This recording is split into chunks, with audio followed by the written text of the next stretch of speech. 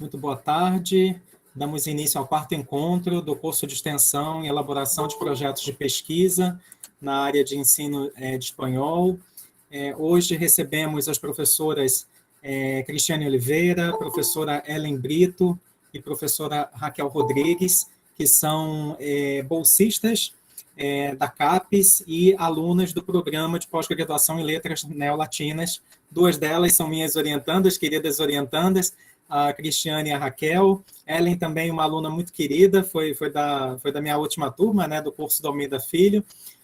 Vou tentar fazer uma rápida apresentação delas para que elas possam também, né, aumentar a sua apresentação, falar mais de si.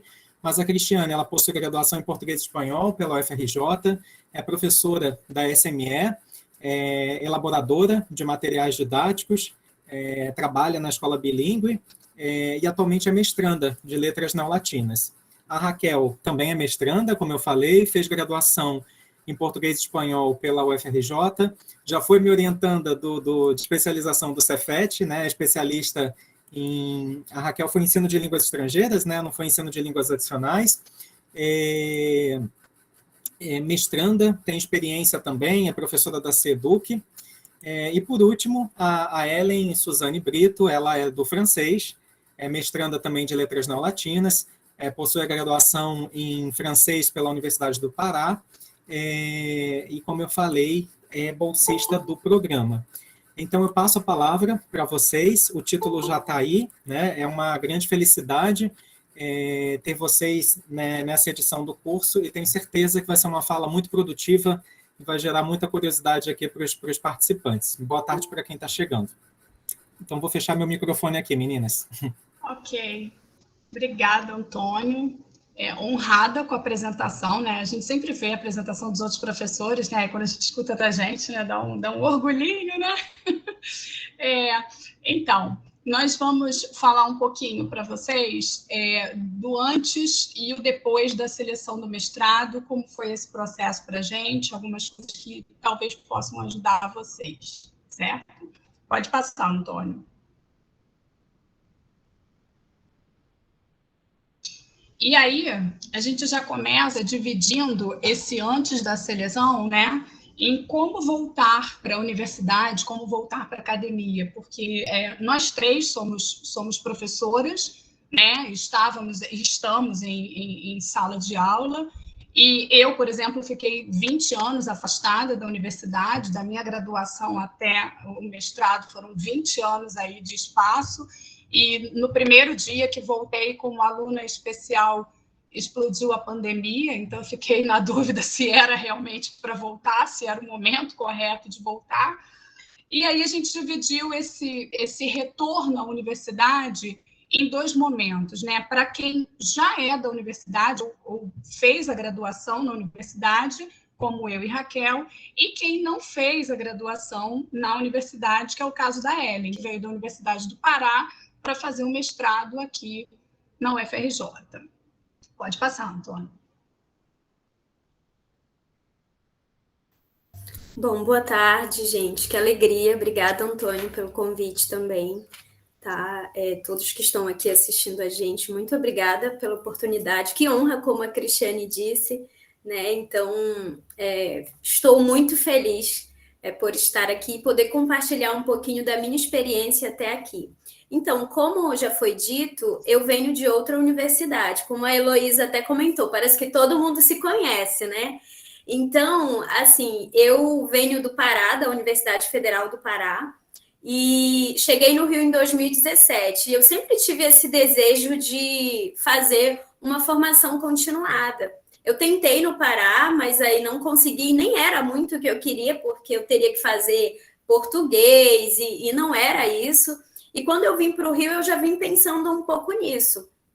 E em 2017, eu tentei uma especialização na UF, me inscrevi, passei, cursei 1 ano, mas depois tive que trabalhar na correria, e eu acabei deixando, né? E depois tentei de novo e não consegui concluir. Fiquei um pouco frustrada, eu disse, nossa, será que eu não vou conseguir? Eu preciso trabalhar, enfim. E aí quando foi no início da pandemia, eu comecei a pensar, né, nessa possibilidade, porque eu comecei a ter vários alunos e eu sentia que faltava alguma coisa que seria interessante ter o contato com outros profissionais, com colegas, algo que pudesse acrescentar na minha formação, porque eu me sentia muito isolada, muito sozinha mesmo.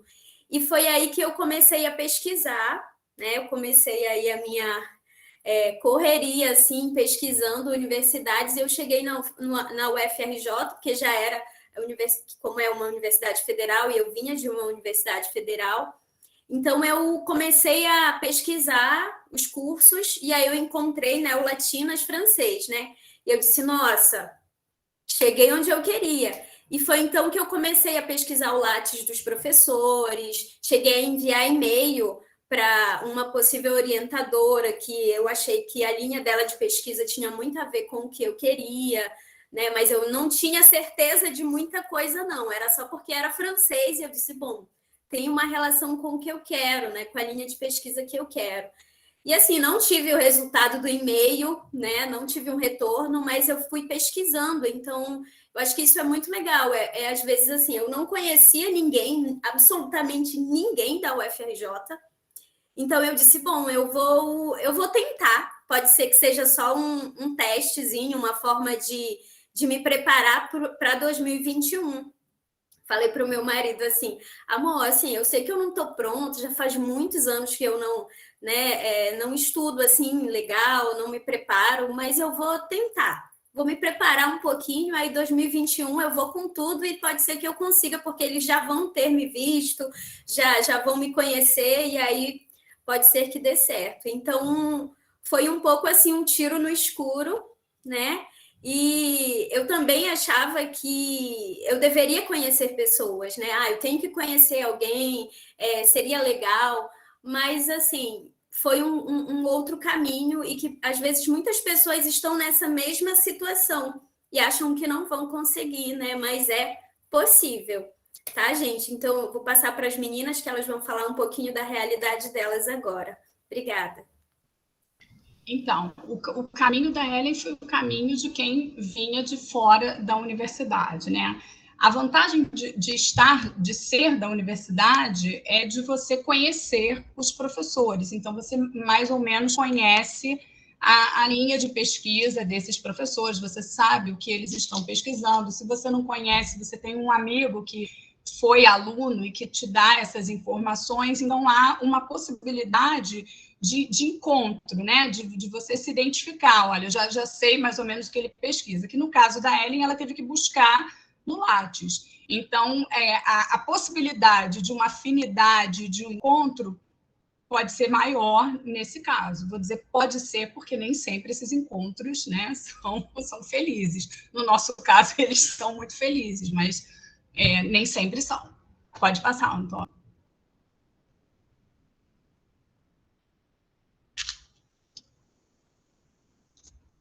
Está sem microfone, Raquel. Está sem microfone, Raquel. Obrigada, Cris. Então, agradeço também, Antônio, pelo convite, né, para estar participando aqui. Participei como aluna no último curso de extensão. Com relação a como voltar para a universidade. No caso, temos a possibilidade, antes de ingressar no curso de mestrado ou no curso de doutorado, existe a possibilidade de ser aluno especial, né? Eu e Cris fomos alunas especiais da UFRJ, né? Começamos com o curso do professor Antônio Ferreira. Então, é uma oportunidade muito interessante. Por quê? O aluno poderá cursar 2 disciplinas nessa modalidade, né, como aluno especial, por semestre, né? Claro que o número de alunos especiais ele não pode ser superior, no caso, ao número de alunos regularmente matriculados. Vamos dizer, tem que ser só uma turma de 10 alunos, 5 alunos especiais. Para você solicitar ser aluno especial, é importante você pedir autorização primeiro do professor responsável pela disciplina que você deseja. Pode ser por e-mail, pode entrar em contato com ele no presencial mesmo, né? Depois desse primeiro contato com o professor, o aluno ele vai precisar solicitar um formulário, né?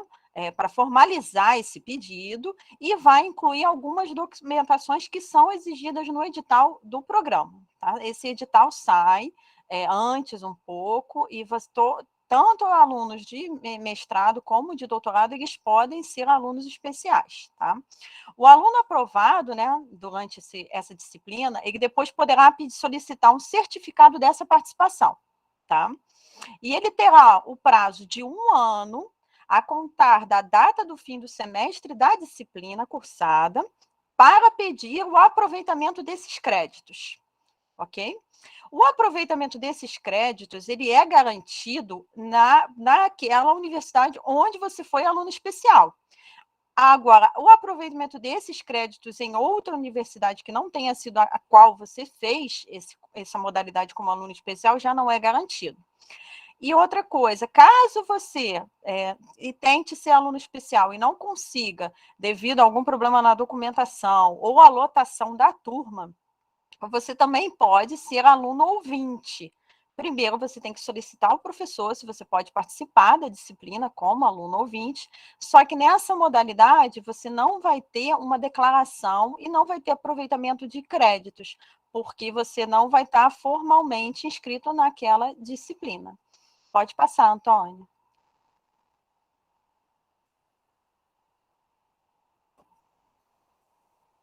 Cris, está fechada.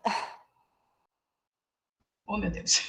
Falando um pouquinho dessa experiência de aluno especial, eu e Raquel fomos alunas especiais, né, antes de entrar no mestrado.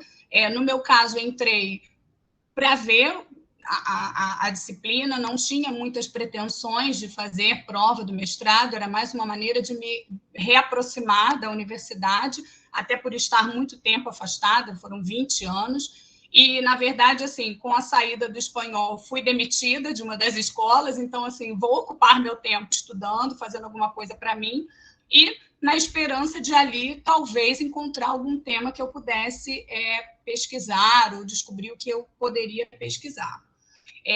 Depois desse processo, né, de aluno especial ou de aluno ouvinte, a gente tem uma preparação para a seleção. Né? Você foi aluno especial ou não foi aluno especial, enviou e-mail como a Ellen, e lembrando que para ser aluno especial você pode ser ou não da universidade, você pode ter vindo de fora. Fiz disciplina como aluno especial na UF também, e consegui aproveitar a disciplina. Então, eu já iniciei o mestrado com essas 2 disciplinas. Só que antes de você fazer a prova, você precisa se preparar para algumas etapas que vão ser cumpridas lá na frente. E uma delas é o Lattes, né? Porque a gente acha que, deixa, né? Se eu for fazer a prova, mas o ideal é que você comece a preparar o seu Lattes antes, que você organize toda a documentação, porque você vai precisar comprovar tudo que está ali no Lattes. E, às vezes, a gente tem aquele comprovante que está perdido, que você não lembra muito bem onde está, ou que você nem pediu e que você precisa pedir, né? Ou que você não lembrava que precisava daquele comprovante, e que tudo isso garante pontuação lá no seu Lattes. Então, o ideal é que você se prepare antes. E, além do Lattes, tem o ORCID, que é um sistema de registro de currículos parecido com o Lattes, mas com uma diferença de que você tem um número. Você é reconhecido por um número. E o ORCID é bem bacana, porque ele livra a gente daqueles problemas dos homônimos, né? Quem tem um nome muito parecido, muito comum, né? Com o ORCID isso é resolvido, porque você recebe um número. E as informações, elas são transferidas lá para o Lattes. No Lattes aparece, você pode transferir o número do seu ORCID.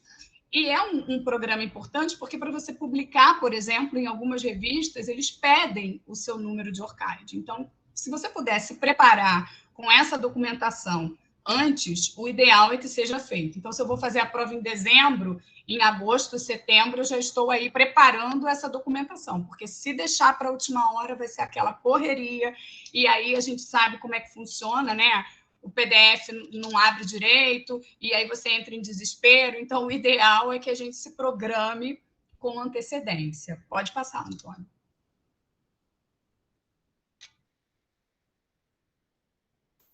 Bom, gente, então aqui a gente já começa falando um pouquinho, né, do projeto, preparando o pré-projeto. Existem, assim, eu na universidade, quando eu estava na graduação, eu fiz uma disciplina que era sobre esse tema, né? Como preparar um pré-projeto e tudo. Mas ainda assim, quando você se depara com uma seleção em que você precisa preparar, você precisa ter os pressupostos teóricos, a metodologia, o objetivo, né? Não dá para ver muito bem, mas depois o Antônio vai enviar, vai disponibilizar, né, Antônio, os slides, e aí você vai poder olhar com calma, mas também aqui a gente tem o pré-projeto, um modelo, né, de pré-projeto do mestrado e do doutorado, tá? Então, esses são os que estão vigentes, ok? Inclusive, se você olhar o edital, você vai encontrar lá no finalzinho, né, do edital. E é muito importante seguir o passo a passo, né, do pré-projeto, número de páginas, fonte, né? Então, assim, ir organizando antecipadamente isso também. Então, já vê o que você precisa. Eu, por exemplo, eu consegui aproveitar muita coisa do meu trabalho de conclusão de curso, né, da universidade. Então, eu fiz um TCC, então eu olhei como base e fui preparando. E, assim, é muito importante que você prepare consciente de que o seu projeto provavelmente, muito provavelmente, vai passar por algumas mudanças, né? Então, assim, preparar, assim, com muito cuidado, porém, ter, né, isso bem claro, de que mudanças provavelmente virão. Né, mas tem que seguir esse passo a passo, feijãozinho com arroz. Eu tive um professor na universidade que ele dizia isso, ó, gente, é o feijãozinho com arroz, tem que fazer isso aqui, que aí você consegue, né, aproveitar isso, né? O seu projeto é aproveitado. Enfim, isso é fundamental. E uma coisa que é muito importante é você ter atenção que para o doutorado você precisa do memorial. Então, isso também é algo que precisa ser preparado. Então, onde você vai falar um pouquinho do seu percurso, né, acadêmico e tudo. Então, é importante que você vá preparando tudo isso, organizando, para, né, na hora de você se inscrever, você já ter tudo pronto. Tá bom? Então, pode passar, Antônio, por favor. Então, além de todas as questões da elaboração do pré-projeto, antes de fazê-lo, o candidato ele deve lá escolher uma linha de pesquisa e apontar um orientador, né? Inclusive, isso é muito importante para a realização da prova, pois será publicada uma lista de temas e bibliografias que vão nortear a questão da prova em si. Qual é a linha de pesquisa, dependendo do qual você escolha, será você vai escolher as questões de acordo com essa linha de pesquisa, né? E é fundamental para o candidato entrar na página do programa para o qual ele vai concorrer e analisar essas linhas e os professores que estão coordenando as linhas de pesquisa. Por quê? Algumas pesquisas elas podem estar pausadas, né, devido ao fato do professor estar realizando um pós-doc, devido ao fato do professor estar de licença por algum motivo de saúde. Então, é muito importante que o aluno, o candidato, né, faça essa busca, no caso, no site da universidade e também busque até com outras pessoas que estejam naquela universidade. Tá? Isso é muito importante, porque será necessário, quando for fazer a elaboração do pré-projeto, como a Ellen estava mencionando, indicar nele a linha de pesquisa e o orientador escolhido. Tá? Pode passar, Antônio. Na UFRJ, temos 3 linhas de pesquisa. A linha de pesquisa 1 cognição e ensino nas línguas neolatinas, estudos linguísticos. Temos, como podemos observar, 8 linhas de pesquisa, tá? 8 temas diferentes com professores, né, orientadores que estão coordenando essas linhas. Pode passar, Antônio. Na linha de pesquisa, né, no caso, aqui temos a segunda linha, temos poéticas, história e crítica, estudos literários. Como podemos ver aqui, temos 17 temas, linhas de pesquisa coordenados por professores diferentes. Então, é fundamental analisar cada um, analisar cada linha de pesquisa, buscar esse professor, buscar o currículo Lattes desse professor, como a Ellen fez, para que você possa ver se adequa à sua ideia de pesquisa. Pode passar, Antônio. No caso, a linha de pesquisa 3 seria estudos da tradução e contatos linguísticos culturais, estudos linguísticos e estudos literários. Aqui, nessa linha de pesquisa, temos 7 temas diferentes, com professores orientadores coordenando. Então, podemos perceber que temos uma quantidade grande de linhas de pesquisa de temas diferentes, no caso da UFRJ. Então, é fundamental que o candidato entre no site da universidade escolhida para fazer o curso, para que vai prestar o concurso, e analisar todas estas questões, as linhas de pesquisa, os orientadores, e também como é a elaboração do projeto da universidade escolhida. Pode passar, Antônio. Bom, e aí, antes da seleção, né, já falamos das disciplinas como aluno especial, né, da possibilidade de ser aluno especial, a preparação do Lattes, da documentação, a busca por uma linha de pesquisa, né, e aí agora a gente vai falar um pouquinho do pré-projeto, né, da pesquisa em si. E aí cada uma vai falar um pouquinho do seu pré-projeto, o projeto que apresentou para a entrada no mestrado. Pode passar, Antônio.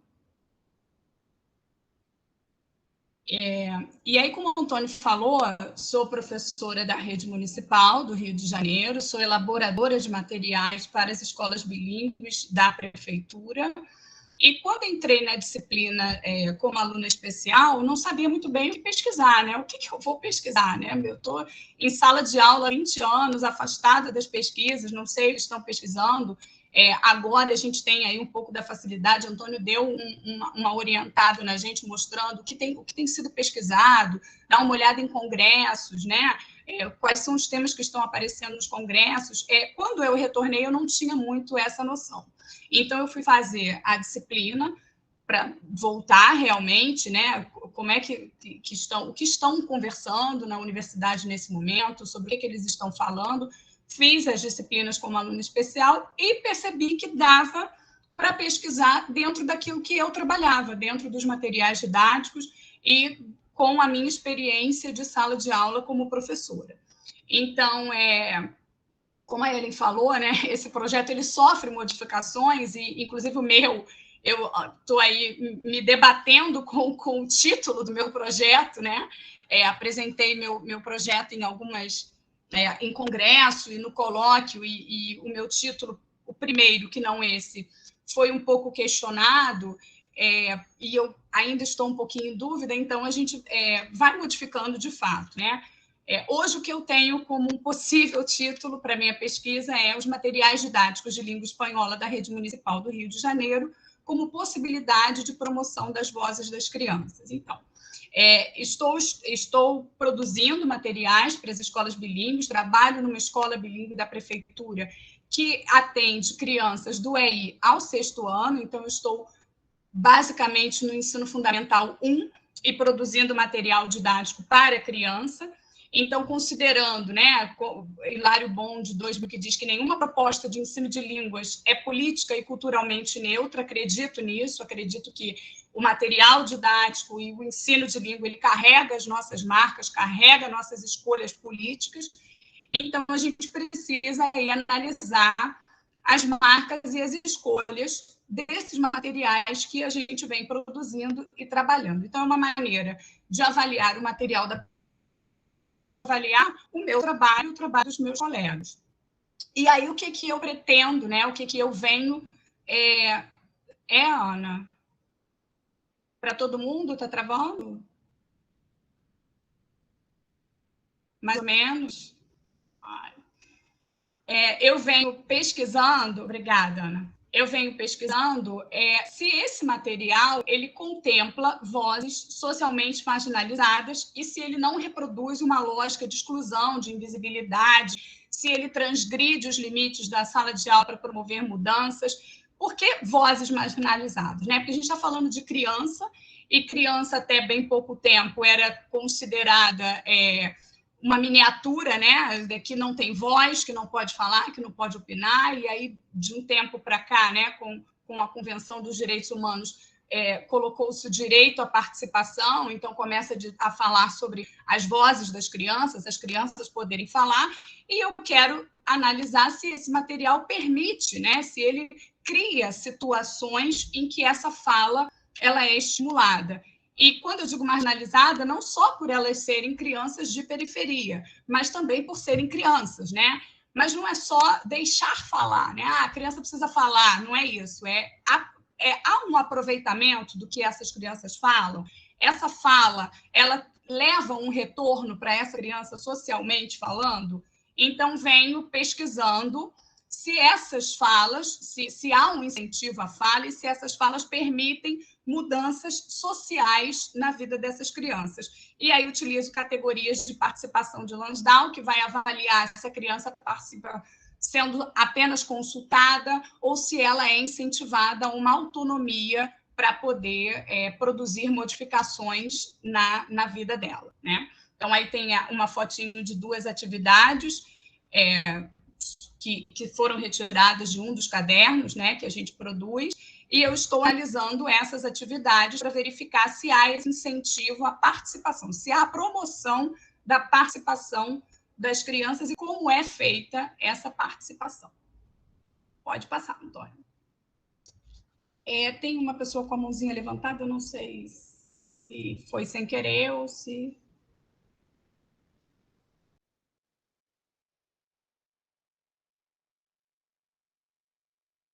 ou se tem alguma pergunta. Acho que foi sem querer. Pode ir, Ellen. Bom, então eu vou continuar. Bom, falando um pouquinho aqui, como a Cris já falou um pouquinho do projeto dela, esse foi o meu projeto de entrada para projeto, né?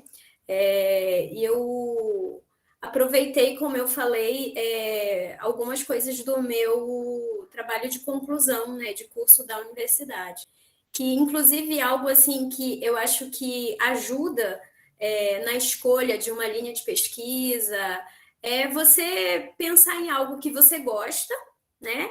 Ou alguma inquietação que você possa ter tido, né, num estágio ou em algum momento da sua formação, né, algo que você acredita que possa acrescentar, que a sua pesquisa possa vir a acrescentar, né? Então, buscar uma resposta para algo. Então, eu penso muito nisso quando eu estou dando essa continuidade aí na escolha, né, de definir o meu projeto, que está num processo aí de mudança também, tá? Então, o tema é francês instrumental, tá? E o recurso da tradução para compreensão de textos, propostas práticas para o ensino médio, tá? Então, por que esse tema? Na verdade, esse tema surgiu justamente de uma inquietação que eu tive no estágio, né, quando eu estava no ensino médio, porque eu também tive francês como aluna na escola, no ensino fundamental.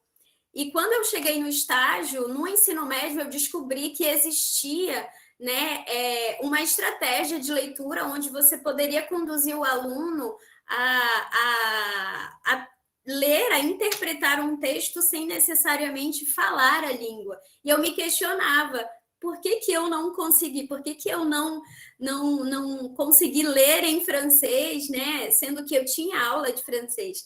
E aí a minha tentativa inicial foi justamente de buscar uma resposta e de contribuir com a formação de professores. E eu trago aqui, né, justamente como é a interpretação, como é a leitura, né? Eu falo um pouquinho sobre o ato de leitura e eu trago Sicurel, que é uma autora francesa, né? Eu estou buscando aí trazer alguns teóricos brasileiros, porque se fala muito já no Brasil, né, sobre isso, não de hoje, como Almeida Filho também fala de linfe. Então, como eu falei, estamos pensando aí em algumas mudanças, eu minha orientadora. Então, eu também vou falar um pouquinho de leitura em língua estrangeira, né, porque como professores de língua estrangeira, nós sabemos que o aluno ele não costuma levar essas estratégias que ele tem na materna para a estrangeira, né? Então, é um desafio ler em língua estrangeira e, sobretudo, conduzir, né, um aluno a ler, a chegar à compreensão de um texto. É um grande desafio, né, no contexto de ensino médio, não só médio, mas fundamental, né? E aí eu trago também Corner, né, que ela diz: um bom leitor em língua materna não transfere, né, o que eu acabei de dizer, automaticamente suas habilidades e estratégias para a língua estrangeira. Então, como fazer isso? Como conduzir esse aluno? Né? E aí eu falo sobre o francês instrumental, que, na verdade, eu já recebi várias considerações de alguns professores, e isso é uma coisa muito legal, porque, por exemplo, estamos terminando hoje a semana do colóquio, e eu fiquei muito feliz de poder apresentar o meu projeto, apresentei um pouquinho a minha pesquisa, e lá nós tivemos professores convidados, e eu pude ouvir as considerações dos professores, e isso já contribui. Na disciplina também que eu fiz com o Antônio, que era sobre Almeida Filho, eu também apresentei um pouco, eu fiz algumas mudanças, mas também o Antônio, né, e os professores deram as considerações deles, e foi muito interessante, e eu vou só, né, acrescentando aqui, e a gente vai chegando a um objetivo, né, a definir o projeto. Tá? E aí eu falo do francês instrumental, né, que é justamente essa estratégia de leitura, que isso não é só para o francês, mas é assim para todas as línguas, né? E não só para a leitura, tá, gente? Que é importante entender que pode ser para leitura, compreensão de texto, pode ser para produção oral, então tem um foco, usa a língua aí como um instrumento para um determinado objetivo. Tá? Então, essa é um pouquinho a minha pesquisa, tá bom? Aí pode passar, Antônio, por favor? Então, a Ellen estava falando sobre essa questão de inquietação, eu acho que é a palavra-chave, né? Que é a inquietação que move a nossa busca por uma pesquisa, é a inquietação que nos faz querer investigar, pesquisar, adentrar, questionar. Então, é a inquietação.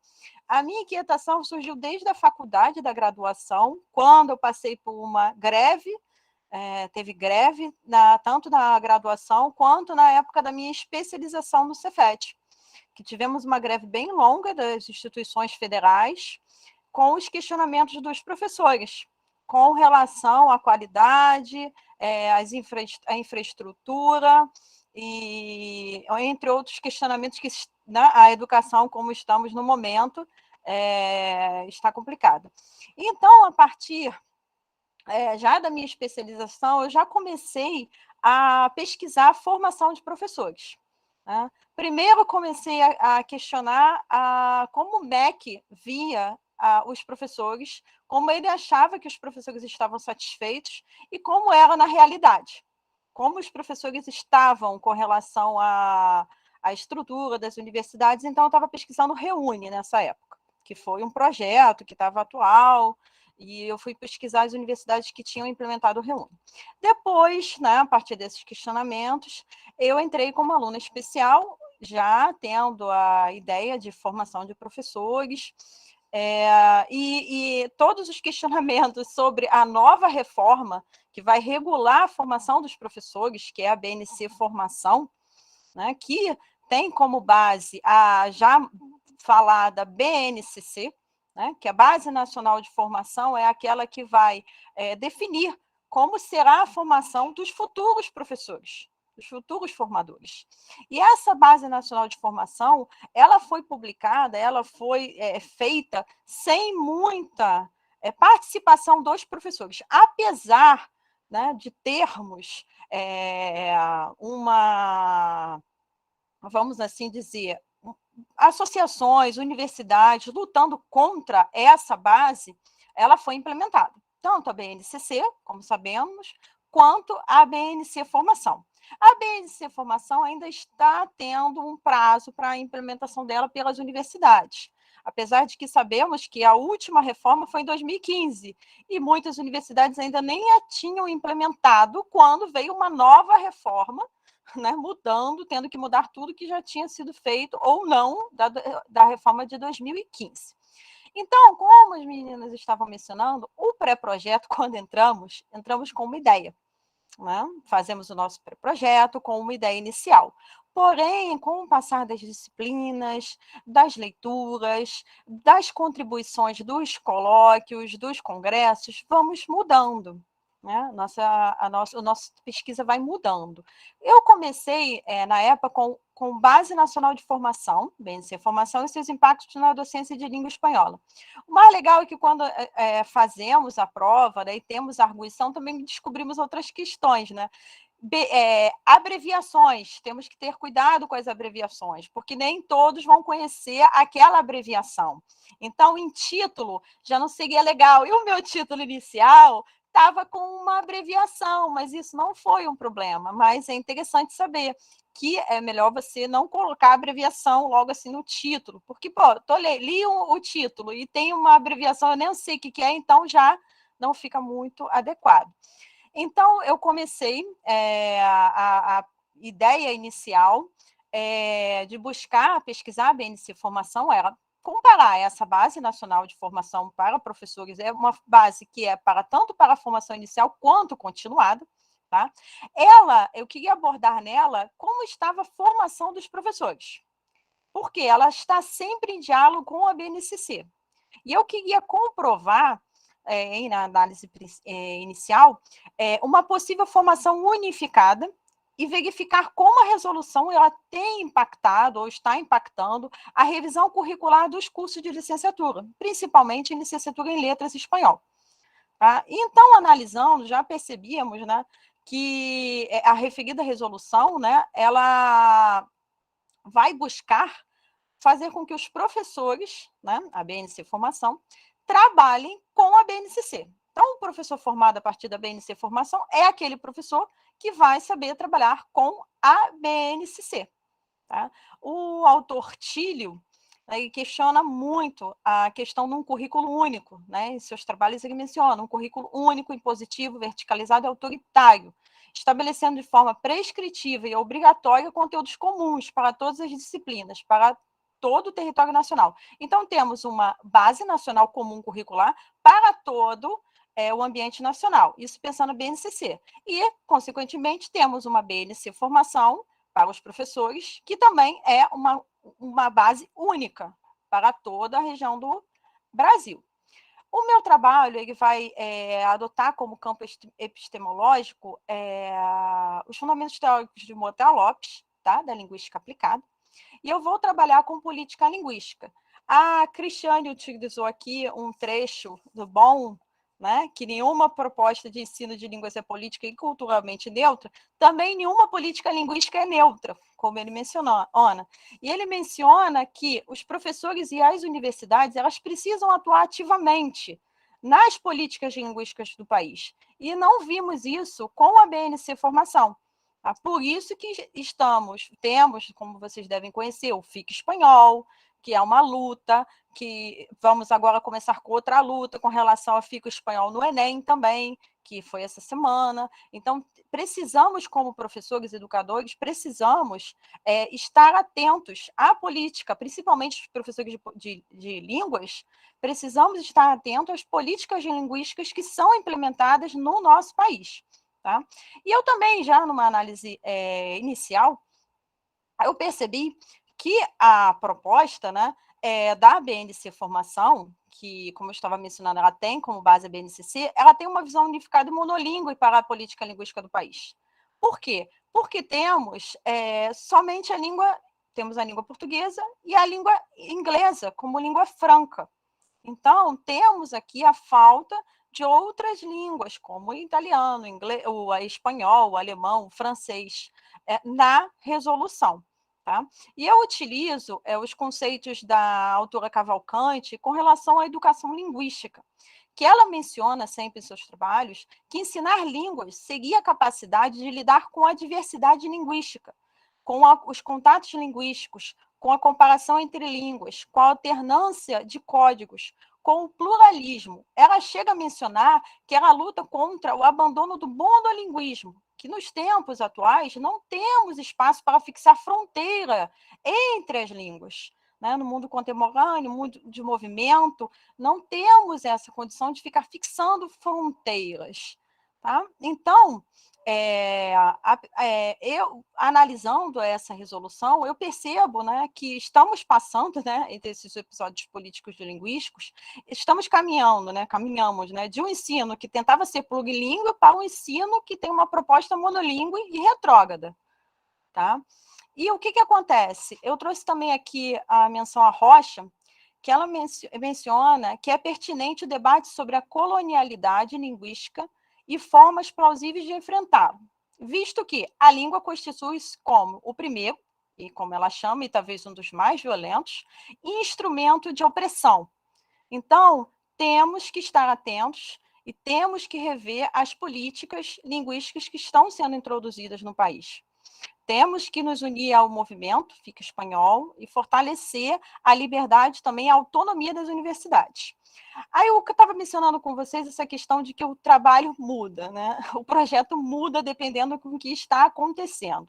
Então, com relação à minha pesquisa, eu vou continuar trabalhando a BNC Formação, porém, com a estabilidade desse momento atual, que estávamos mencionando, dessa questão da BNC Formação, aumentou o prazo de implementação da mesma, então, temos que repensar o que está acontecendo e delimitar o tema. O que seria delimitar o tema? É recortar mais a sua pesquisa, sabe? Porque você botando, dependendo do tema, ela pode abranger muitas coisas. E como vocês, no mestrado, têm 2 anos, como nós, agora 1 ano está chegando, então temos que delimitar mais, recortar mais, para que consigamos fazer o que estamos propondo. Então, eu e o meu orientador fizemos um recorte e optamos pelo estágio supervisionado. Né? Então, eu vou analisar quais são os sentidos do estágio supervisionado na BNC Formação, e fazendo uma comparação com as resoluções anteriores, de 2015, 2002. E, como eu falo para vocês, tudo vai mudando. Tivemos um colóquio essa semana da UFRJ, então, já recebemos mais considerações, vamos conversar mais sobre essas considerações e vai mudando mais um pouquinho. O trabalho vai mudando. É normal ficar um pouco nervoso, ai meu Deus, e agora? Mas passa. Você entra, encaminha e se encaixa e você vai. Então, a partir de tudo isso que está acontecendo, esse apagamento do espanhol da BNC Formação, essa falta de clareza, né, do estágio supervisionado, poxa, se não tem espanhol nas escolas, está sumindo. No colóquio eu já fiquei mais feliz que a professora Deise mencionou que nas escolas públicas está tendo uma força maior, o Fica Espanhol. Então, com essa saída do espanhol de algumas instituições de ensino, ficamos imaginando como vai se dar o estágio supervisionado, que pela resolução é em ambiente real de trabalho, se eu vou ter menos escolas oferecendo. Né? Então, acabamos fazendo essa alteração, fazendo um recorte maior na pesquisa, ainda vamos recortar mais um pouquinho, mas isso, gente, é fundamental para o trabalho. É muito importante e vai até auxiliar vocês na hora de fazer o trabalho. E uma questão muito interessante é que já vão pensando, quem já está fazendo, a metodologia do seu trabalho, porque ela auxilia muito na hora de você começar a escrever a dissertação e também na hora de escrever o pré-projeto, porque você também precisa da metodologia no pré-projeto de vocês. Tá? O meu, no caso, vai ser uma pesquisa bibliográfica, qualitativa e documental. Tá bom? Pode passar, Antônio. Antes de falar da prova escrita, né, voltar, Raquel falando desses diálogos que vão acontecendo com o projeto, né? E conversei com o meu orientador, falei com o meu orientador, recortamos. Por isso a gente volta um pouquinho lá na importância de você escolher bem o seu orientador. E escolher bem, que eu digo, não é só ser uma pessoa agradável, né? Também isso, né? Também sobre isso. Mas uma pessoa alinhada com a sua pesquisa, porque ela consegue entender o que você está falando, né? Até para poder acrescentar, né? Então, falamos do nosso pré-projeto, né, de entrada, e aí vem a etapa seguinte, que é a preparação para a prova escrita, porque vamos ter que fazer uma prova escrita, tem uma prova aí de seleção. Então, como é feita essa preparação, né? Você precisa ter acesso ao edital para poder olhar, né? Na página da Neolatinas, eu só encontrei para estudos literários, não encontro essa orientação para estudos linguísticos ainda. Vamos aguardar que provavelmente vão atualizar isso aí até o dia do início das inscrições, né? Então, tem os temas para sua prova. Por isso, lembra lá atrás, quando a gente falou da linha de pesquisa? Quando você escolhe a linha de pesquisa para o seu projeto, essa linha de pesquisa também é a linha de pesquisa que você vai escolher para a prova, porque tem umas leituras e você precisa seguir essa linha para as leituras. Então, você também precisa se organizar com essas leituras, né? Pode ser baixando os arquivos ou buscando livros. Alguns livros você tem a possibilidade do autor ter feito vídeos explicando, né? No nosso concurso, por exemplo, havia leitura de um livro do Joan Lagares e, para nossa sorte, Joan estava gravando vídeos sobre o livro. Então, isso ajudou muitíssimo, porque a gente lia o capítulo e ia para o YouTube assistir o que ele estava falando e aquilo clareava, né, as observações que tínhamos feito. É interessante fazer um cronograma de leitura, né? Você olha lá os temas, vê quantos livros você precisa, faz aí, dá um prazo para você, olha, 5 dias para ler, e fazendo um fichamento para você se localizar, dar uma olhada no fichamento antes da prova, e, se possível, grupo de estudos. Nós demos bastante sorte, porque nós fizemos a disciplina do Antônio antes do processo seletivo, né? Na verdade, nós começamos a disciplina em março, mas por conta da pandemia, as aulas foram suspensas e aí a gente só retomou em agosto, então acabou ficando bem próximo do processo seletivo, e a gente tinha um grupo de WhatsApp onde a gente trocava informações. Então, olha, eu consegui o texto 3, olha, não é a minha linha de pesquisa, mas eu tenho esse livro, eu posso emprestar, eu posso escanear. Raquel escaneou 2 livros para todo mundo. Algumas pessoas organizaram grupos de estudo, 2 pessoas sentavam para estudar juntas. Olha, eu leio um livro, você lê o outro e a gente conversa. Isso, assim, eu digo que a gente teve esse privilégio, essa sorte, né? Porque muitas das vezes as pessoas veem como um concorrente quem está fazendo a prova junto com você, né? Nesse caso, a gente tinha ali, por exemplo, uma pessoa de mestrado estudando com outra que estava tentando doutorado, então não eram concorrentes. Então, eles podiam, né, se ajudar, não se viam como concorrentes. E, no nosso caso, a gente teve uma grande sorte que o número de pessoas que estavam concorrendo não era o mesmo número de vagas, quer dizer, a gente tinha mais ou menos a mesma quantidade, não havia uma competição. A competição, a gente brincava que a gente dizia, agora é só comigo, eu não estou brigando com ninguém, porque tem uma vaga para cada um, a gente só precisa passar. Então, a gente teve essa sorte de conseguir se ajudar. Tendo um grupo, um número de vagas que possibilite isso, aproveitem. Não tendo, tenta dialogar com alguém que não está tentando, né, para o mesmo que você, né? Vou tentar estudar com quem está tentando para doutorado e eu para mestrado, porque aí a pessoa não me vê como concorrente e me ajuda, né? Pode passar, Antônio. E aí, na página seguinte, é um exemplo, né, do que aparece no edital. Esse é um exemplo de estudos literários para a linha de pesquisa Tradição e Modernidade, Vanguardas e Rupturas.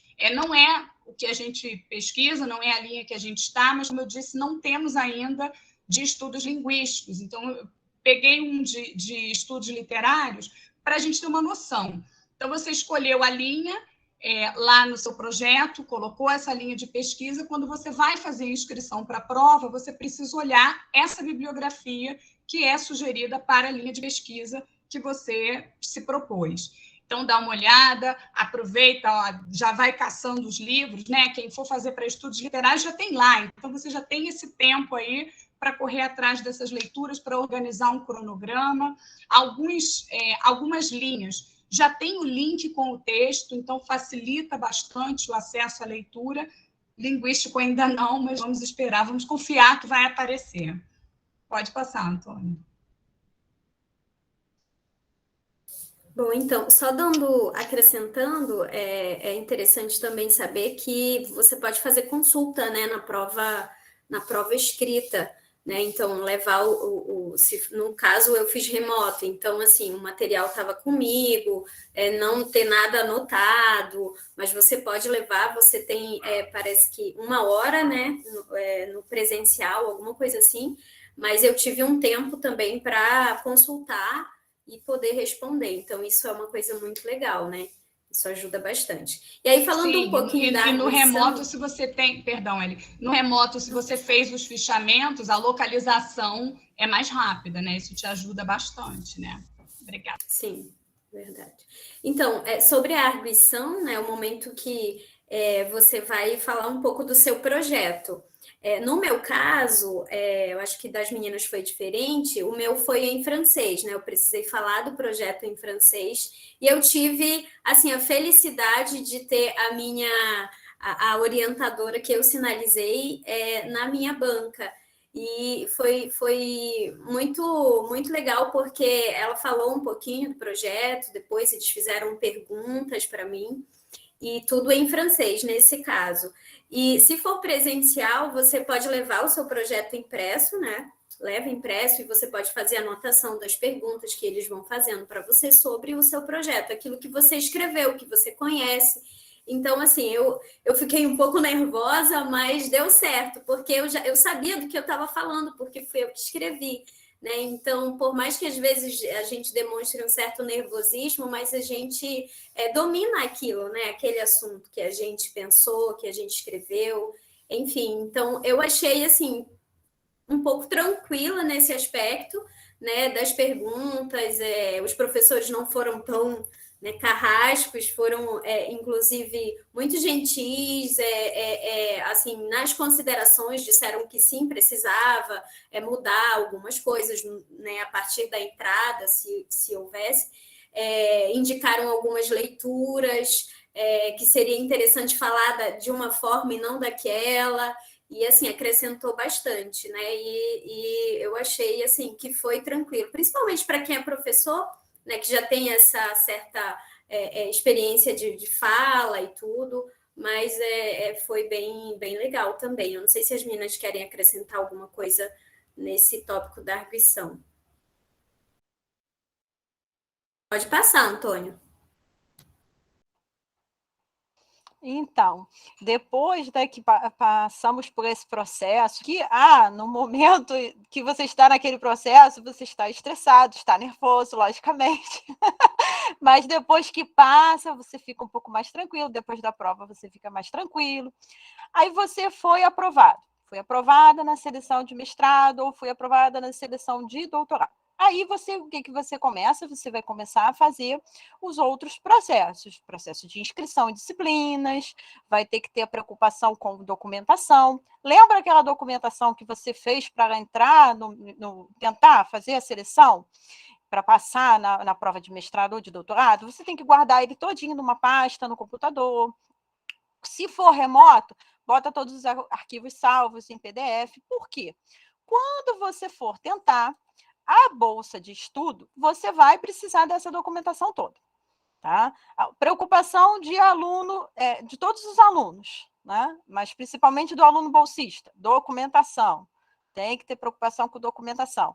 Preocupação com o Lattes, todos têm que ter, só que para o aluno bolsista tem que ter muita preocupação. Sempre está atualizando o Lattes, porque essa questão do remoto, quem está fazendo muito congresso remotamente, os arquivos vêm por e-mail e você já nem sabe mais onde eles estão. Então, o ideal é que você salve esses certificados em alguma pasta, para que você tenha aquilo guardado. Que depois você já nem sabe mais qual foi o congresso que você participou, será que eu já coloquei ou não coloquei? O ideal chegou o certificado, faz a atualização e guarda. Vai salvando tudo numa pasta, porque para a bolsa de estudo, vocês vão precisar dessa documentação. Tá? Vocês têm que selecionar, guardar toda a documentação que foi utilizada na seleção da ingresso no mestrado ou do doutorado, tá? Para solicitar a bolsa. Bom, tenho toda a documentação guardada. Vou conversar com o orientador pretendido, que você escolheu, se o orientador deseja ter aluno bolsista.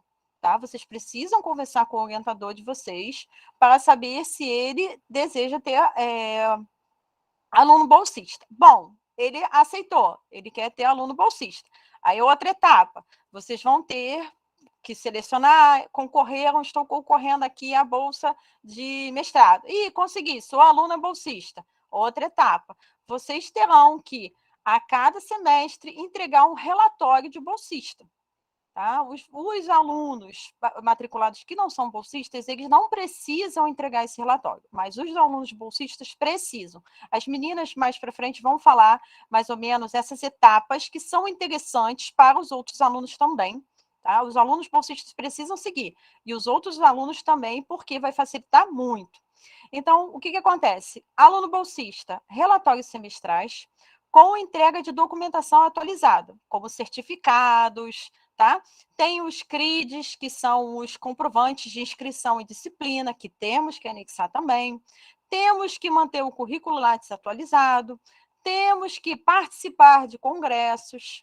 Tá? Aluno bolsista tem que se inscrever em 3 disciplinas, como no mínimo, no primeiro semestre. Então, são alguns deveres do aluno bolsista, tá? Que ele tem que cumprir, e é interessante já ir fazendo desde sempre para não acumular, né? Claro que às vezes acumula, na hora de você entregar tudo isso no prazo final.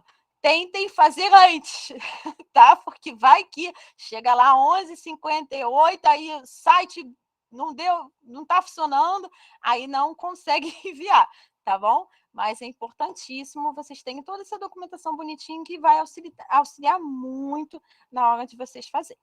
Pode passar, Antônio. E esse processo de bolsa, né, de tentativa de bolsa, ele é logo depois da seleção, né? O prazo é muito curtinho, né?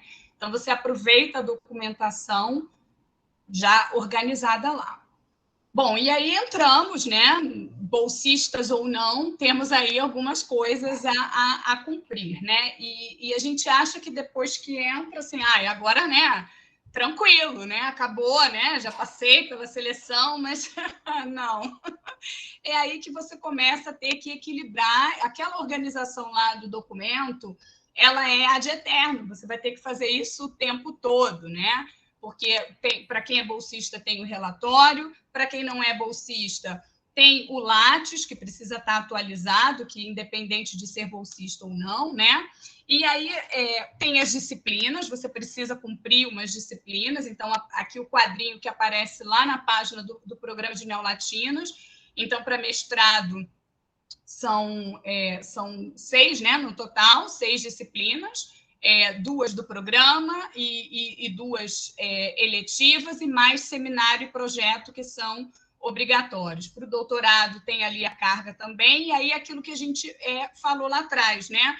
Se você foi aluno especial dentro do programa, você já tem aí ou uma eletiva ou uma própria do programa. Se você fez uma disciplina especial como aluno especial em outra universidade, dependendo do programa, você consegue aproveitar também. Como eu disse, eu aproveitei uma da UF.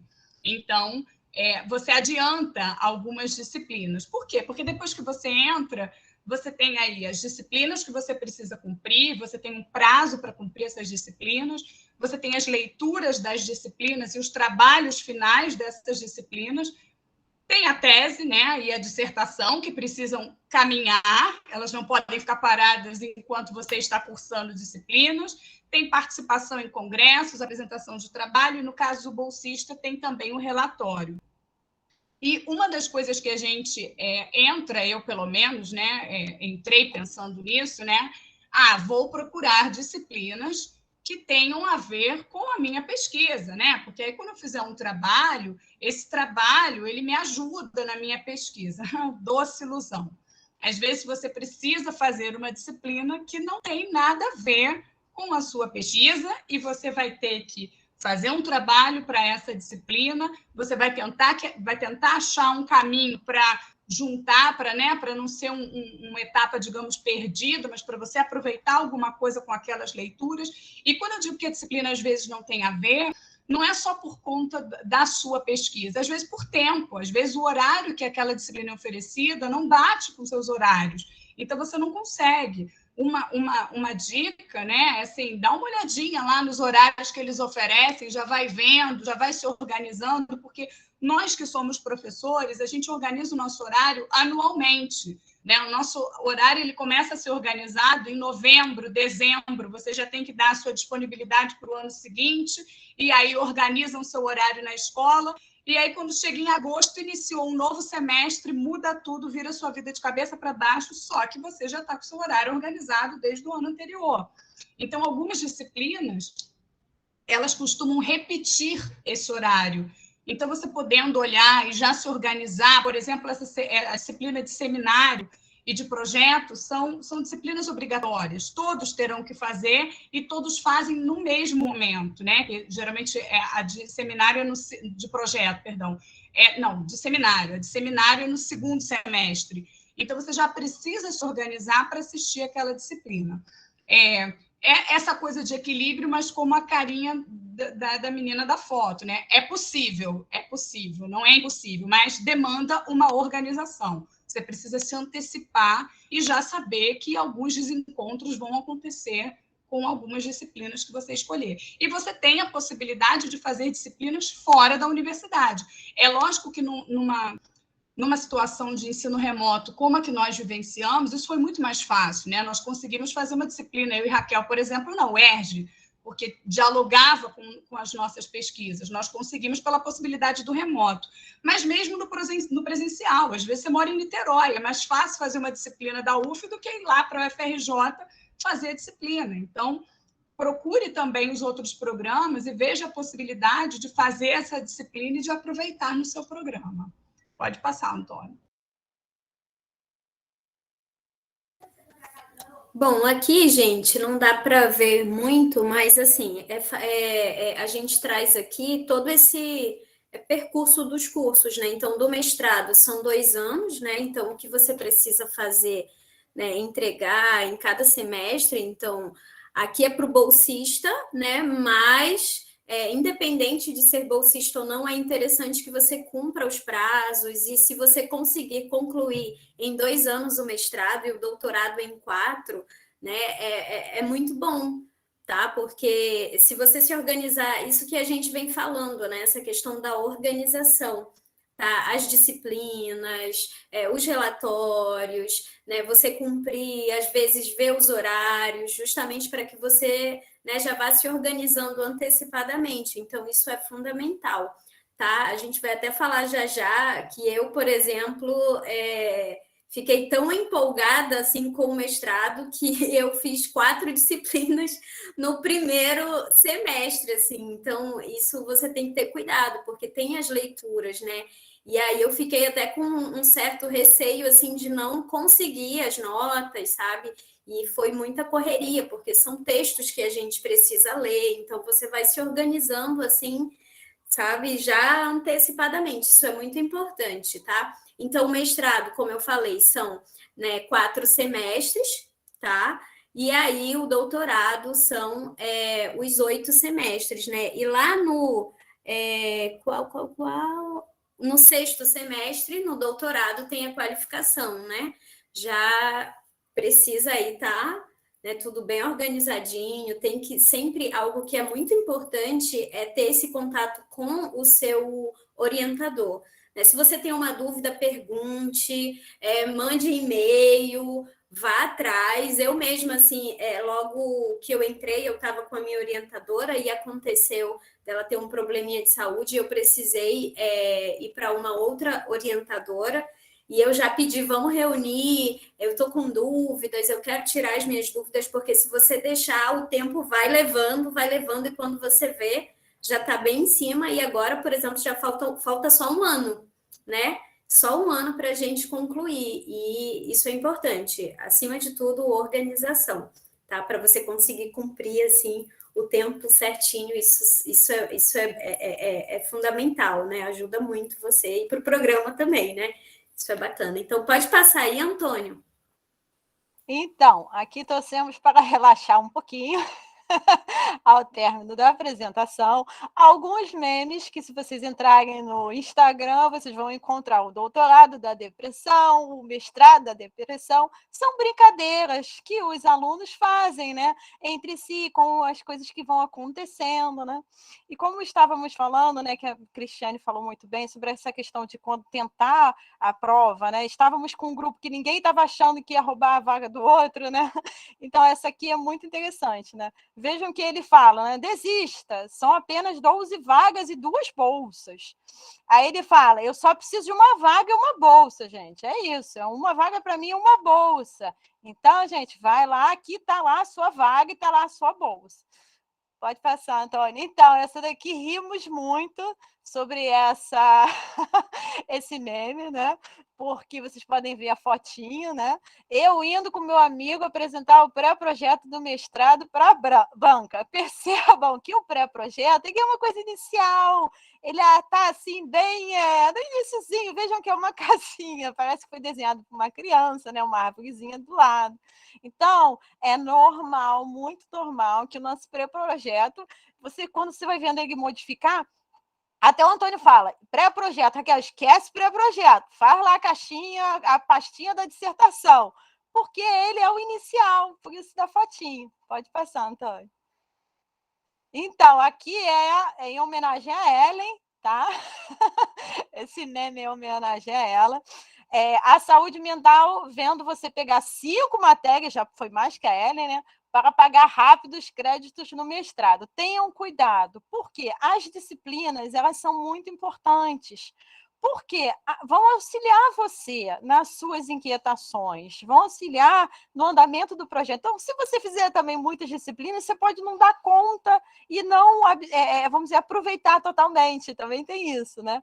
Então, essa aqui foi uma homenagem a Ellen. E pode passar, Antônio. Temos aqui um em homenagem ao Antônio, né? Um meme em homenagem ao Antônio. Percebam aqui, ao Antônio só não, a todos os orientadores, porque precisamos de leituras, senão o seu texto não vai andar, a sua dissertação não vai andar, né? É fundamental isso. E a direção, ó, orientador, ele que está orientando. Então, é muito interessante. Vejam aqui, né? O menininho está jogando um Uno, né?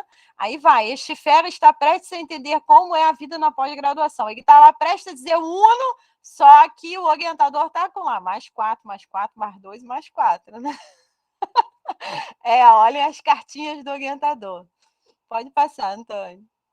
Agora a gente está agradecendo a vocês pela oportunidade, a participação, por estarem aqui conosco, né, nesse momento, de compartilhar as nossas experiências, né, que estamos vivendo até o momento. Então, eu tenho a agradecer às meninas também, né? Podem falar, meninas. Não, é isso, agradecer. Agradecer a todos. E ao Obrigada, Antônio gente, pela oportunidade. Muito obrigada. Bem, professora Raquel, Ellen, Cristiane, fico muito feliz aqui com a fala.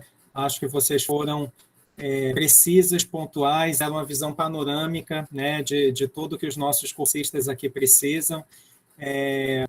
Dos desesperos também, né, porque assim, vida da pós-graduação e da bolsista não é só flores, né, da bolsista e do bolsista. Também fico muito feliz de Raquel e Cristiane terem sido alunas aqui do curso de extensão. Eu acho que esse curso ele tem um papel também, né, assim, contribuir, assim, tanto que tem alunos que voltam para fazer pela segunda vez, isso é muito, muito bom, né?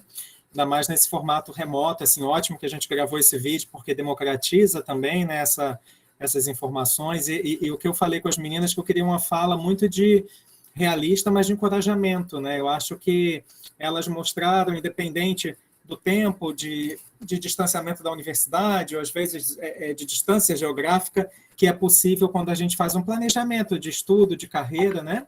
Bem, então, eu só tenho a agradecer a vocês, a gente tem tempo para debate. Eu acho que nós já tínhamos 2 ou 3 perguntas pelo chat, além dos elogios. Eu vou tentar recuperar aqui. Hoje eu estou um pouquinho lento, mas eu volto aqui. Não sei se vocês já acharam as perguntas.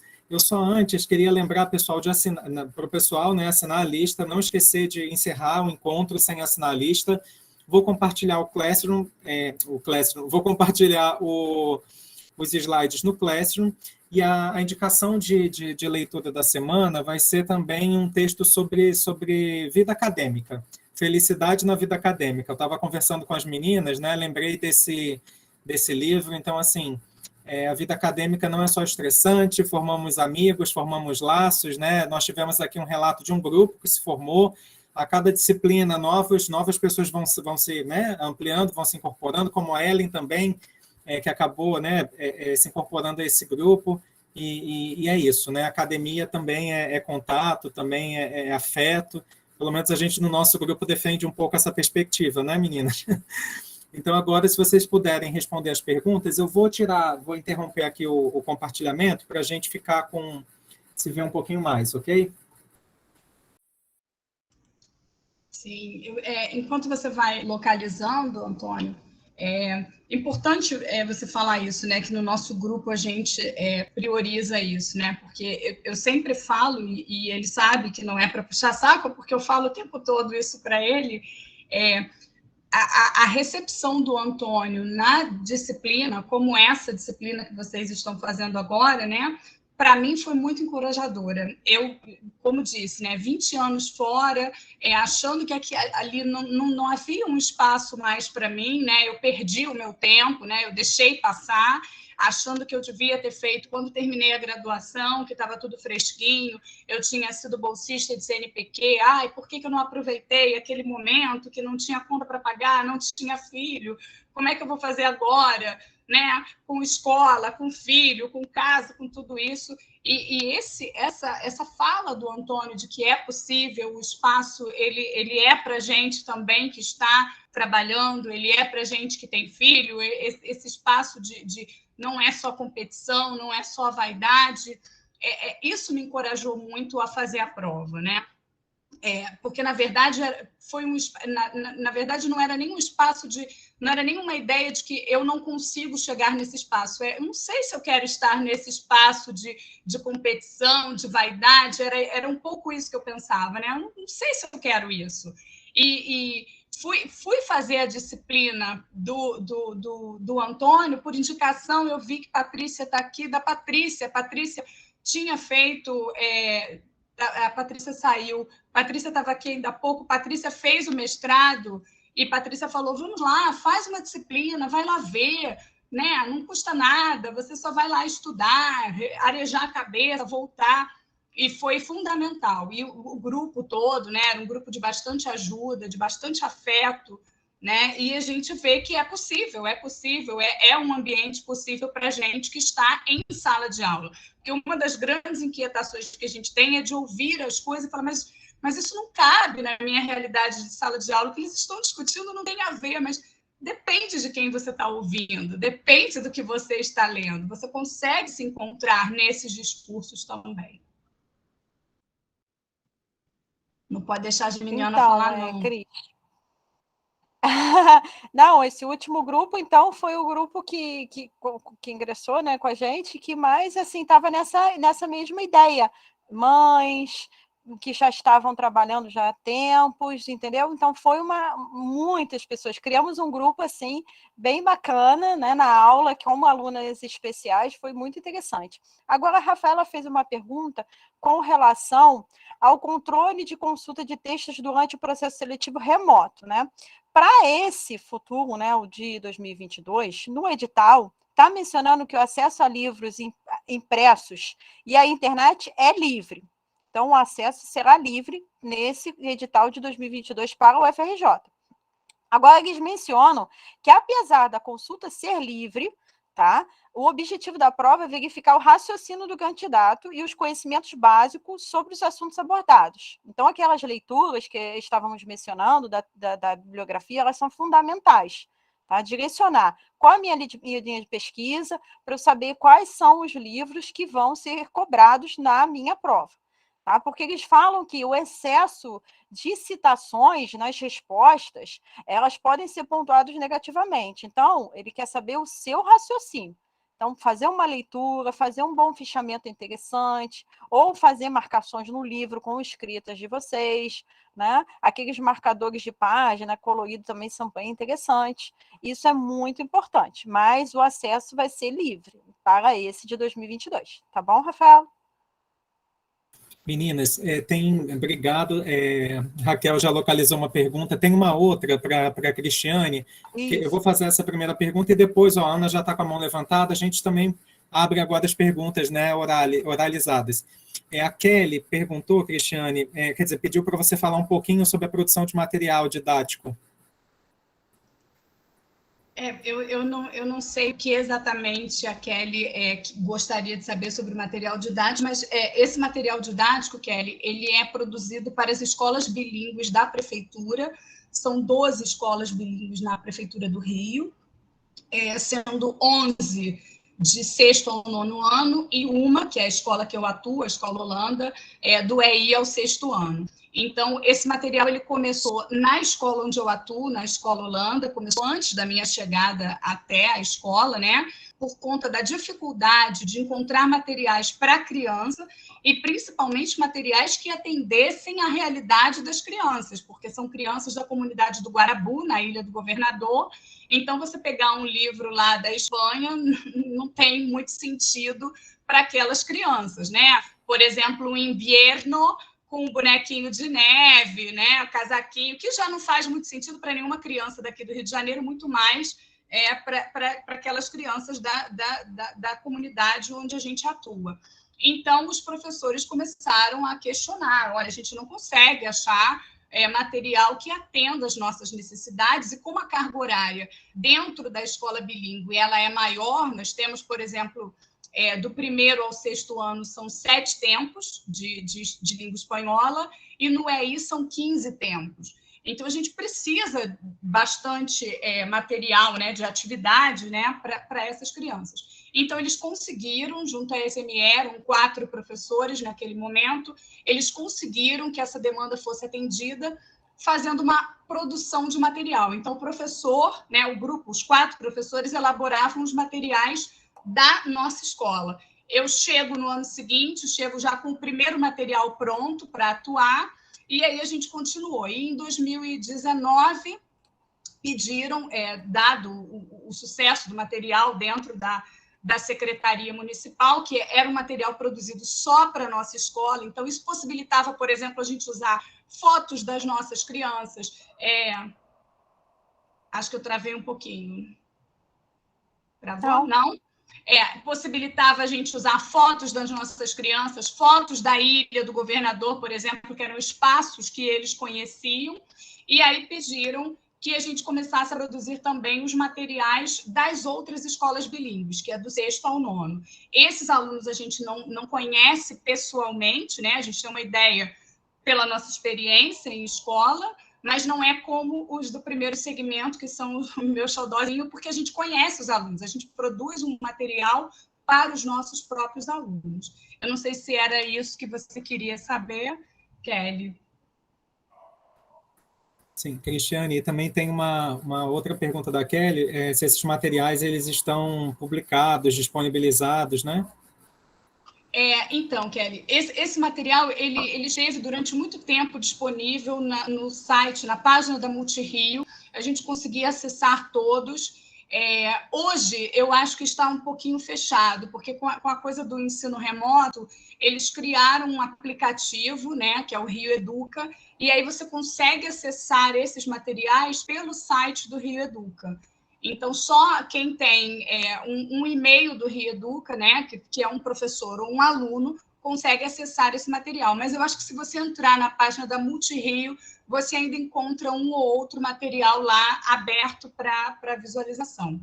Mas antes ele ficava realmente disponível. E aí, por isso que eu disse, né, da coisa do sucesso, porque não é só o material de espanhol. A prefeitura tem material de língua portuguesa, de matemática, de ciências. Então, as pessoas consultavam em outros estados, faziam consulta a esses materiais. Então, acho que por conta disso, eles foram fechando um pouquinho também esse acesso.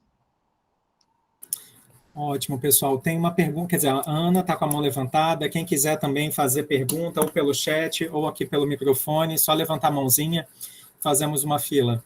Ana. Oi, tá me ouvindo? Estão me ouvindo bem? Sim, sim. Meninas, olha, foi uma injeção de ânimo para mim a palestra de vocês. Já sou fã de vocês desde a nossa disciplina, né? Foi muito bom nosso convívio. Muito obrigada. Realmente, ali aquele meme do eu só preciso de uma vaga e é isso aí. Vamos lá que eu tô nessa vibe.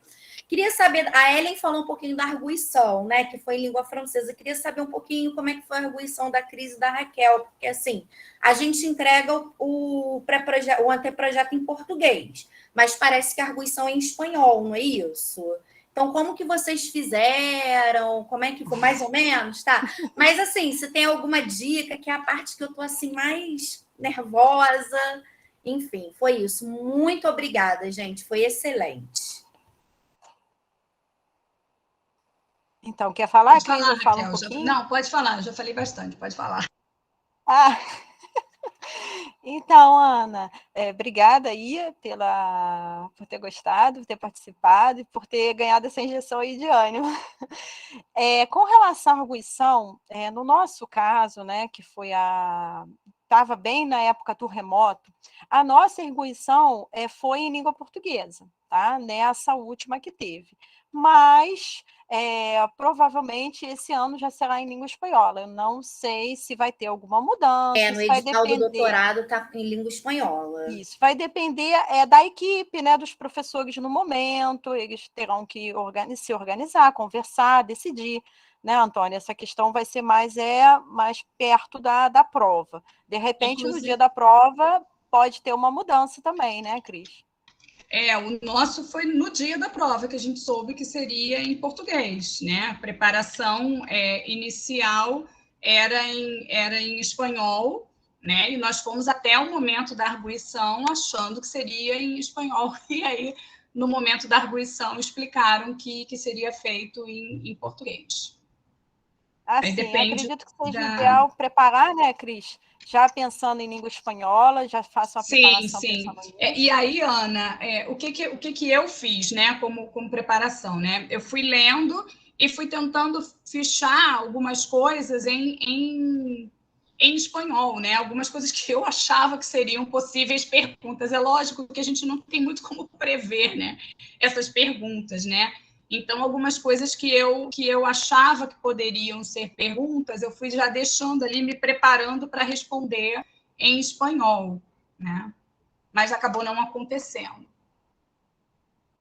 Assim, Ana, o ideal como até o Antônio sempre fala, ter o seu projeto na sua cabeça. Você tem que estar com ele bem, você tem que estar sabendo bem do seu projeto, tá? Sabendo todas as partes, a introdução, fundamentação teórica, por que você está fazendo o projeto, por que você está, os seus objetivos, as suas hipóteses, o que levou você a fazer, né? Se os autores estão dialogando, todas essas questões você tem que ter já quando você for fazer a arguição. Porque tem coisas que não sabemos, como eu até mencionei, né? O título eu botei abreviado, então eu nem sabia se eu poderia ou não.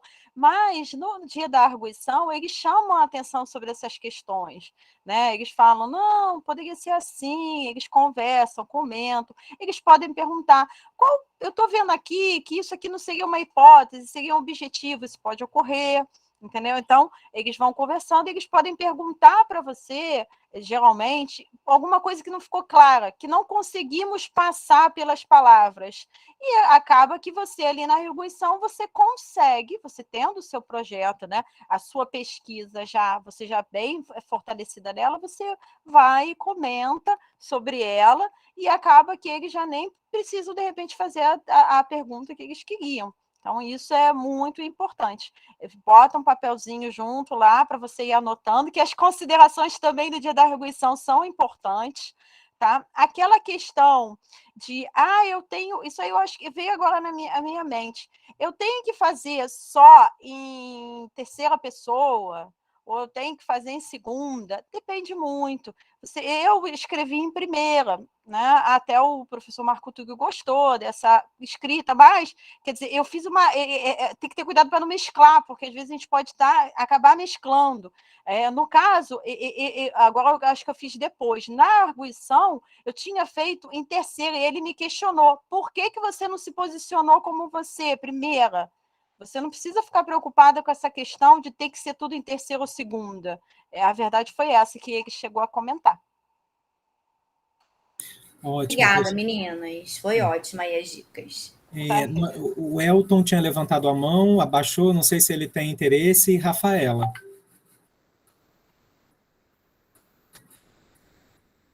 Elton, se você quiser falar, porque você estava na frente, talvez, então, Elton, Rafaela e Maria Fernanda. E os demais podem perguntar pelo chat ou aqui pelo áudio, tá? Elton, você. Boa tarde a todos, boa tarde.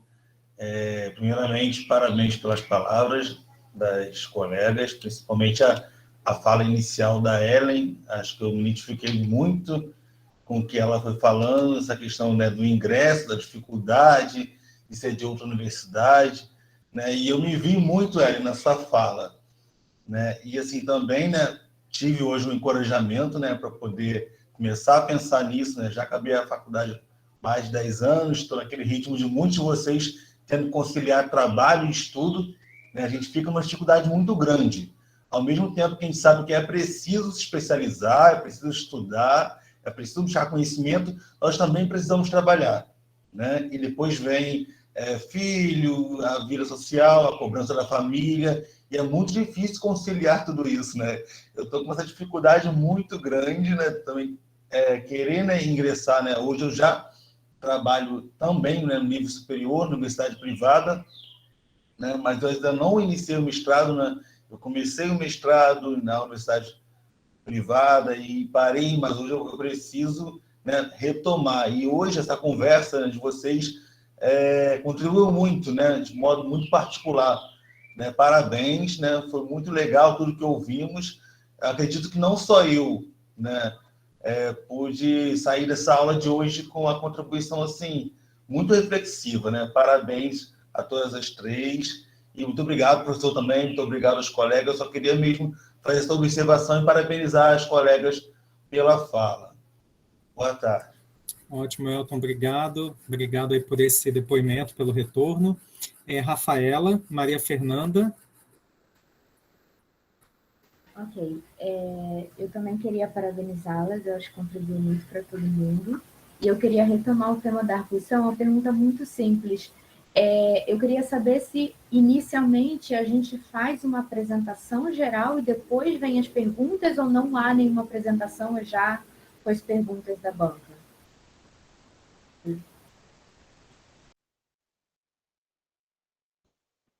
Posso responder? No caso da gente em espanhol, eu acho que com a Raquel foi a mesma coisa, eles já foram fazendo as perguntas, foram comentando, né, e já foram fazendo as perguntas. Não precisamos fazer nenhuma apresentação inicial.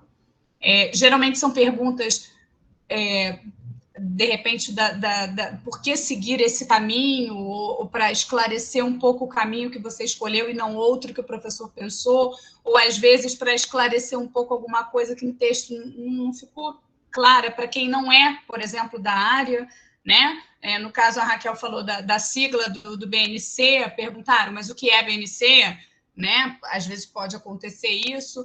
No meu caso, sobre os materiais, mas o que são esses materiais, para quem são esses materiais, quem elabora esses materiais, que no texto não tinha ficado muito claro, até por conta do espaço que a gente tem para escrever, né? Então, tem coisa que você acha que ficou claro e que na hora que vai para a arguição, você vê que não estava ali no texto, né? Então, geralmente são perguntas relacionadas a isso. Pelo menos no nosso caso foi assim. Eu posso só acrescentar, assim, no meu caso, eles pediram para eu apresentar um pouco o meu projeto. Eles me deram 20 minutos e disseram assim, Ellen, a gente vai te dar 20 minutinhos para você falar do seu projeto. E aí eu falei um pouco e depois eles fizeram perguntas, né? Porque eles disseram que queriam comparar o que eles leram com o que eu iria falar, né? Porque às vezes quando a gente fala é diferente. Eles disseram, a gente gostou muito da apresentação, então você trouxe mais algumas informações que você não colocou no texto, e aí eles partiram para a pergunta. Então, acho que se preparar para os dois, né? Eu não sei se em espanhol é sempre assim, né? No meu caso eu ia foi um falar pouco isso, diferente. eu acho que depende um pouco da banca e que agora o Antônio pode falar um pouco melhor sobre isso, mas agora a gente está tendo aí uma modificação na organização da banca, né? Quando nós fizemos o processo, a Ellen tinha uma banca só de francês, nós tínhamos uma banca só de espanhol, e me parece que agora estamos caminhando para uma banca mais mista, né? Então, talvez até essa questão de você falar sobre o seu projeto na sua língua, talvez isso realmente não aconteça, porque vai ter ali possivelmente um de italiano ou um de francês, então, de repente, você nem vai precisar falar no seu idioma, porque a banca vai estar com outros professores, né? Então, é mais para a estrutura, né? Porque eu acho que a ideia da arguição é verificar se aquele texto é seu, né? Se você tem propriedade daquilo ali, se você sabe o que você colocou naquele papel. Porque a gente sabe que tem gente que copia, né? Que pede outra pessoa para fazer, enfim. Então, você precisa mostrar que você conhece o seu projeto, até os defeitos. Às vezes acontece, né, de falar, olha, mas você não falou sobre isso. E aí você diz, olha, realmente, não falei porque eu não tinha espaço, ou não falei porque eu não pensei, né, nesse caminho. Às vezes você não pensou no caminho. Sim. E para completar aquelas questões que eu falei antes, né? Tipo, eu li, mas eu não entendi isso que você colocou. Aí acaba quando você fala, você consegue explicar aquilo que estava ali. Então, tem essas questões também. Sim. Bem, só complementando, né, as respostas já me atendem, né? Atendem muito o que eu penso também. Eu acho que, no caso, as bancas são soberanas para decidir o idioma, para decidir também se faz uma apresentação, se pede uma apresentação geral ou direciona as perguntas. Também é bom deixar claro que quando, às vezes, o candidato, né, menciona, quero ter como orientador o professor tal, no caso, né, eu, Antônio, por acaso estava na banca, eu não participava da arguição nesse momento, eu ficava só ali torcendo, né, assim, pelo candidato que conheci, pelo candidato que eu também não conhecia, porque também há esses casos, né. Só uma sugestão, realmente eu já vi bancas assim participando também, arguindo que o candidato entra no confronto, de não entender que há falhas no projeto, que não é um caminho ideal, né? Eu acho que a arguição é no sentido de você estar aberto e disponível para a flexibilidade do projeto que vai ter que ter, para aceitar que você vai precisar ir por um outro caminho. Então, não discordar do que você escreveu, né? Você tem que concordar com o que você escreveu porque está lá escrito, mas, ao mesmo tempo, agradecer as colocações, os questionamentos, né, que você vai pensar, e não ser resistente, não vou mudar, não quero ser flexível, né, porque aí também já vai construindo um perfil um pouco complexo de aluno da pós-graduação, assim.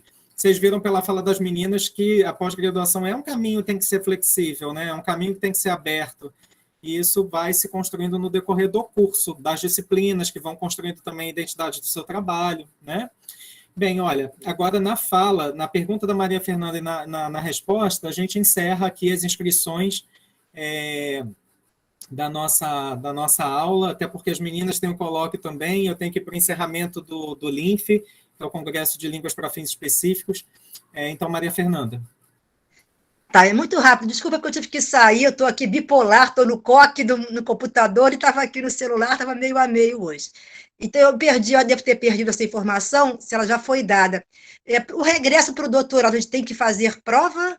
Ou quem fez o mestrado na FRJ já entra direto? Meninas, vocês querem que eu responda? Pode Bem, Maria Fernanda, se for a mesma, no caso, área, você não precisa fazer prova. Então, se você fez estudos linguísticos, o mestrado... Não, fiz literatura hispano-americana.